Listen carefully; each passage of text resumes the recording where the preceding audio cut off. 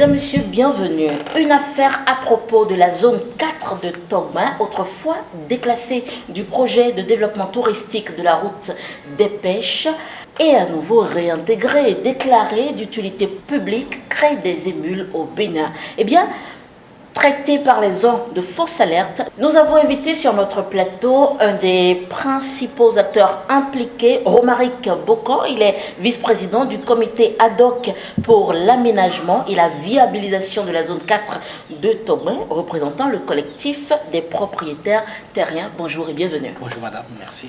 Bienvenue sur cette émission. Alors, quel est le problème et qu'avez-vous dénoncé ou que dénoncez-vous? Le problème, c'est un problème qui ne date pas d'aujourd'hui.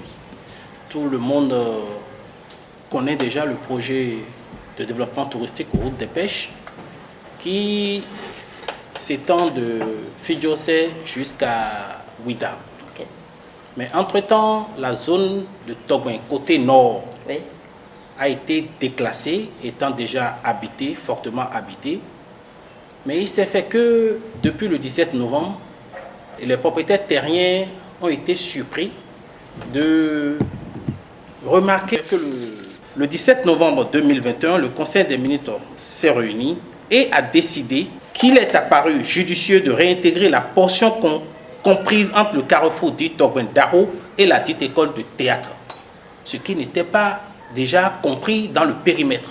Et même le DG ANDF s'était déjà présenté, il a fortement démontré par A plus B sur la chaîne de Canal 3 il y a quelques mois que cette zone n'étant pas comprise dans le périmètre. Donc voilà la raison pour précisément laquelle... en avril 2020. Précisément en mai 2020, parce qu'il y avait un décret de 29 avril 2020 qui avait déclassé et dégelé complètement la zone. Et il était allé sur le plateau de Canal 3 pour justifier et pour expliquer. Et pour expliquer ce qui s'est passé. Mais moins d'un an après, sinon un peu plus d'un an après, ils disent aujourd'hui qu'on réintègre à nouveau cette zone. Voilà, ils disent qu'on réintègre parce que la raison, si je vous lis le Conseil des ministres, c'est-à-dire que allant du quartier Fillon jusqu'à la hauteur de l'école internationale de théâtre, afin de préserver les zones fortement agglomérées. Donc si on comprend bien, c'est parce que la zone 1, 2, 3 étant fortement agglomérée et la zone 4 étant faiblement agglomérée, l'État, selon les informations qu'ils ont reçues, a jugé bon de réintégrer cette petite portion-là qui fait 26 lots et 442 parcelles de 300 mètres carrés dans le périmètre, ce qui est complètement absurde et incohérent. Parce que, entre-temps, depuis le 29 avril, il y a eu des compatriotes béninois de la diaspora et du Bénin et résidents au Bénin qui ont fait des acquisitions. Il y en a d'autres qui ont fait des cessions, il y en a d'autres qui ont fait des constructions, tout en respectant le PLU, le plan local d'urbanisme en vigueur, c'est-à-dire ne pas dépasser les R+2 et laisser les 1 ou les 2 ou 3 mètres tout autour de leur clôture. Et tout ceci a été réalisé conformément aux lois foncières de notre pays. Il y a eu des conventions affirmées et même certains propriétaires sont détenteurs de titres fonciers dans la zone. Mais on a été tous au fait de la descente faite par le président de la République, du ministre José Tonato et du directeur général de l'ANDF dans la zone. Où étiez-vous lorsqu'ils ont fait la descente? Et aujourd'hui, vous dénoncez un rapport biaisé, mal fondé, fait par M. Koublenou, Victorien, directeur général de l'ANDF. Déjà, le collectif des propriétaires terriens n'étant pas invité, donc on n'était même pas au courant. C'est un des membres qui fortuitement passait qui... Vous n'étiez pas informé, le chef quartier n'était pas informé. La mairie n'était pas informée. D'autant plus que nous avons eu des discussions avec le directeur des affaires domaniales et la deuxième adjointe au maire qui, entre-temps, lorsque nous avons sollicité la mairie pour faire l'ouverture des voies, d'autant plus que c'est une zone lotie, recasée, où nous avons payé des frais de lotissement qui, normalement, servaient pour faire l'ouverture des voies, c'est-à-dire l'aménagement urbain et l'implantation des voiries. La mairie nous a dit, bon, écoutez, si vous voulez, nous allons vous accompagner. Mais comme ça prenait du temps, entre les propriétaires terriens, nous avons fait une cotisation de plus de 10 millions de francs CFA. Et nous avons demandé à la mairie de nous accompagner techniquement, et cela s'est soldé par une autorisation des ouvertures des voies qui a été faite le 31 août et sanctionnée par un PV en présence des agents de la mairie, du géomètre expert, du chef quartier qui était aussi présent et des membres du collectif des propriétaires terriens. Donc l'ouverture des voies a été déjà réalisée depuis fin août 2021. Et dans d'autres pays, lorsque vous avez des propriétaires terriens, des acquéreurs qui font ce genre d'acte de patriotisme, je pense que cela est sanctionné souvent par une récompense. C'est-à-dire, même si en France, par exemple, on vous envoie un courrier pour vous dire « vous êtes un très bon citoyen ». Parce que ce n'était pas, ce n'était pas de notre devoir, de notre ressort, de payer les frais d'ouverture des voies. C'est la mairie qui, normalement, devait s'en occuper. Mais nous voulons, en toute légalité, nous voulons rendre notre zone, comme le disent certains de nos collègues, de nos propriétaires, nous voulons faire de cette zone une zone digne d'une région parisienne. L'ouverture des voies s'est faite avant ou après la descente du chef de l'État sur le terrain? L'ouverture des voies a été faite après, parce que je pense que le chef de l'État était venu en juin ou juillet. Ok. L'ouverture des voies a été faite en août.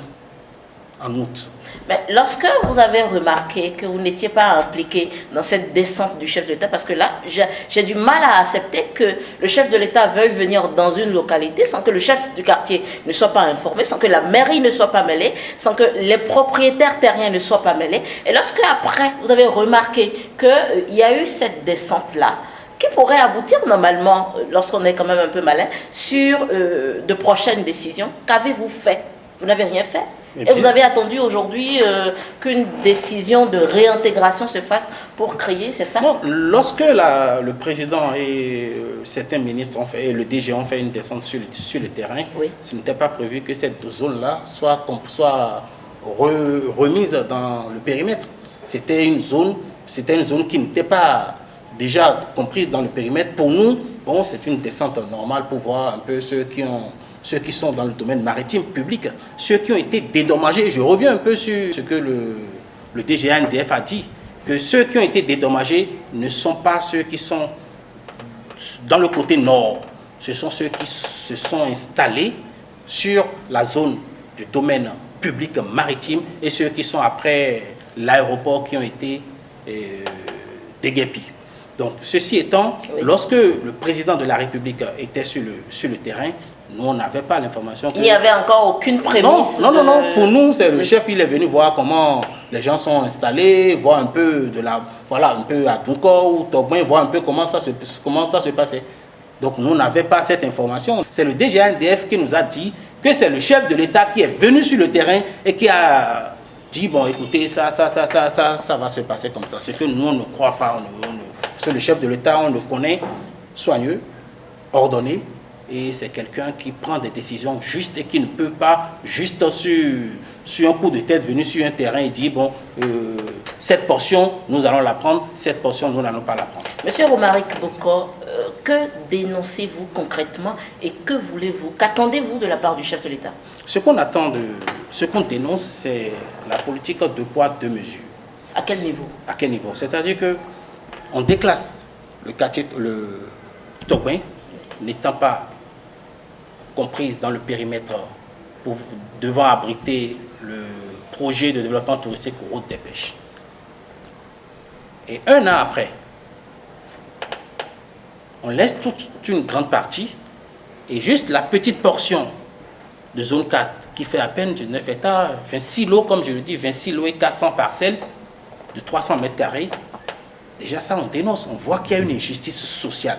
Et on sait très bien qu'un État ne fonctionne pas de cette manière. On ne va pas prioriser certaines personnes et laisser d'autres personnes au détriment d'autres. Et ce qu'on demande au chef de l'État, c'est que nous sommes convaincus que les informations qu'on lui a fournies sont des informations biaisées, sont des informations fausses, et que cette zone, elle est fortement habitée, elle est aussi fortement viabilisée Et mieux encore, ce sont les propriétaires terriens qui ont cotisé eux-mêmes et qui sont en train de viabiliser leur zone et qui sont en train de construire des maisons, des constructions en vigueur selon le PLU, le plan local d'urbanisme, avec des architectes experts et agréés qui connaissent très bien les lois foncières en vigueur.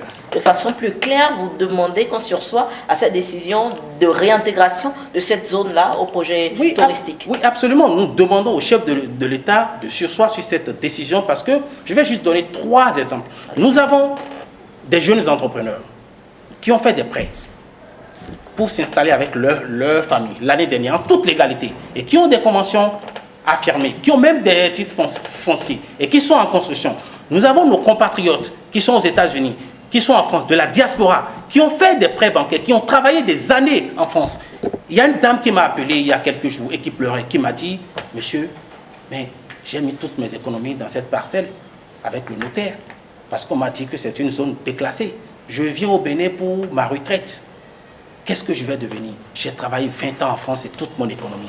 Il faut rappeler qu'une parcelle coûte pas moins de 20 à 25 millions dans cette portion. Et quand on sait combien coûte ce que représente 25 millions, c'est 20 ans de salaire, c'est 20 ans d'économie pour une personne qui économise 100 000 francs par mois. Il y a encore nos jeunes cadres qui sont au Bénin. Il y a nos Béninois qui travaillent dur et qui ont pris toutes leurs économies, qui ont fait des prêts à la banque et qui n'ont même pas encore remboursé 2 à 3, 4 ans et qui se retrouvent dans cette situation. Donc, nous implorons le chef de l'État.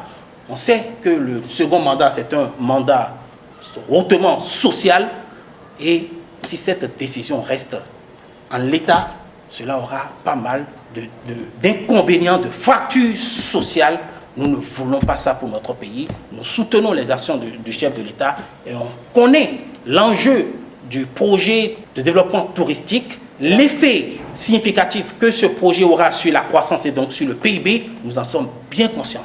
Mais il y a Adounkor qui n'est pas loti et recasé, qui est déjà dans le projet. Nous avons la zone tampon de Togouin, c'est-à-dire côté maritime, il y a Djegbadji, il y a Youta, il y a Vlekete, il y a Ouida qui sont déjà comprises dans le domaine, le périmètre du développement touristique qui fait déjà plus de 4 000 hectares. Donc on se pose la question, qu'est-ce que 0,1% de cette portion-là changera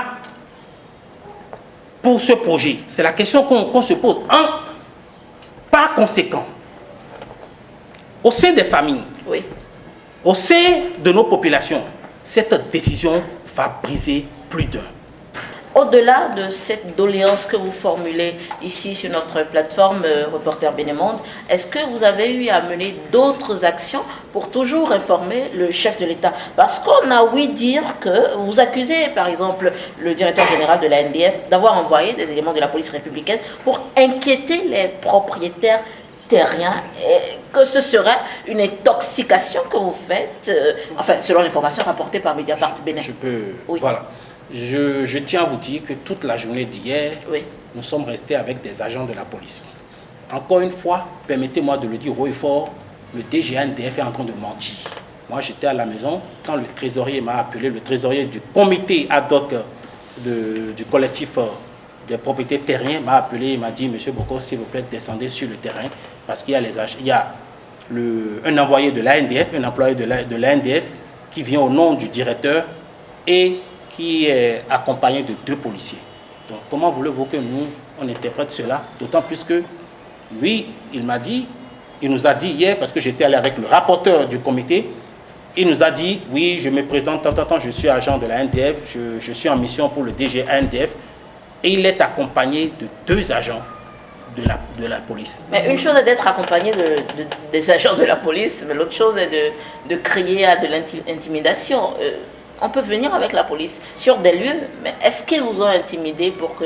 Non, c'est ce que moi je dis clairement qu'on n'a pas été intimidé, d'autant plus que nous sommes allés sur le terrain, on leur a expliqué que, évidemment, l'ouverture des voies a été faite depuis des mois. Ce qui se fait aujourd'hui, c'est le nivellement. En toute autorisation, nous avons une autorisation de la mairie. L'ouverture a été faite et sanctionnée par un PV. Nous n'avons pas fait une ouverture de voie, c'est la mairie qui a fait une ouverture de voie et nous les avons accompagnés. Mais quand on dit qu'il n'y a pas eu d'intimidation, on n'a jamais dit qu'il y a eu d'intimidation, on n'a jamais dit ça. Mais comment se fait-il que on nous envoie à la police sous prétexte que le DGNDF dit que c'est une propriété de l'État? Ce n'est pas une propriété de l'État, c'est une propriété privée. Nous ne sommes pas sur le domaine maritime. Il faut que les gens comprennent bien. Nous sommes du côté opposé à la mer. C'est un domaine privé. Nos compatriotes ont fait des acquisitions sous seing privé. Et bien évidemment, nous devons quand même jouir de nos biens en toute sérénité. Non, mais à partir du moment où le Conseil des ministres a décidé d'entériner cette zone au projet, ça devient un domaine public. Ça devient un domaine public. Ordre, nous n'avons pas eu de courrier officiel. Comme quoi, bon, vous devez quitter nos domiciles. Nous n'avons pas ce courrier officiel. Jusque là, nous avons des propriétés avec des conventions affirmées, des titres fonciers, nous y habitons. Et bien évidemment, nous n'avons pas eu, je ne sais pas, là on nous dit que c'est sous surveillance du procureur de la République, mais nous sommes dans un état de droit. Mesdames, Messieurs, nous sommes au terme de cette émission, mais avant de partir, Monsieur Romaric Boko, votre mot de fin. Je vous remercie de nous avoir donné l'occasion de pouvoir nous exprimer, de nous adresser aux autorités de notre pays, oui, pour qu'ils comprennent réellement de quoi il s'agit. La zone 4 est une zone habitée, c'est une zone viabilisée et nous leur en serons reconnaissants de surseoir sur cette décision qui va créer pas mal de fractures sociales au sein de notre comité. À titre personnel, je tiens à dire que nous soutenons les actions du chef de l'État. Nous ne sommes pas contre le projet de développement touristique. Je suis membre du Bloc républicain et vous savez très bien que le parti Bloc républicain soutient les actions du chef de l'État. Et mieux encore, j'étais le porte-parole de la coordination de campagne du Bloc républicain pour le duo Talon-Talata dans le 3e arrondissement de Cotonou. Et jusqu'à présent, je suis le premier vice-président de l'association de Ségoya du Bloc républicain et le trésorier général de la section du 3e arrondissement du Bloc républicain. Donc en aucun cas, nous ne pouvons aller contre les actions. Ce n'est pas une désobéissance. Ce n'est pas une désobéissance. Mais nous sommes convaincus qu'il y a une malinformation, qu'il y a eu des informations qui ne sont pas parvenues au chef de l'État et au ministre pour que cette décision puisse être prise et créant un peu de la panique et beaucoup de tristesse, de frustration au sein d'une petite portion de Togouin. Nous ne voulons pas dire qu'il y a eu des privilégiés, parce que nous avons eu des vidéos où on nous a dit que juste à côté, c'est-à-dire, vous voyez la zone 3, c'est une petite, la zone 4, c'est une petite zone, hein, juste à côté de nous, il y a eu des gens haut placés, des gens proches du gouvernement, qui sont également des Béninois comme nous, qui ont été épargnés, qui ont été préservés sous prétexte, peut-être parce qu'ils sont au sommet, il y a eu des noms qui sont sortis et nous voulons que justice soit faite. Nous sommes tous Béninois, nous avons tous les mêmes droits. Le quartier Togouin, c'est un petit quartier qui est dans le 3e arrondissement et lorsque vous vivez dans un même quartier, on devrait vous donner les mêmes droits. Je vous remercie. Mesdames, Messieurs, voilà, c'est la fin de cette émission où j'ai reçu Romaric Boko. Je rappelle pour vous, il est vice-président du comité ad hoc pour l'aménagement et la viabilisation de la zone 4 Togouin, représentant le collectif des propriétaires terriens. Merci de nous avoir suivis. Merci d'avoir répondu à nos questions. Merci à vous.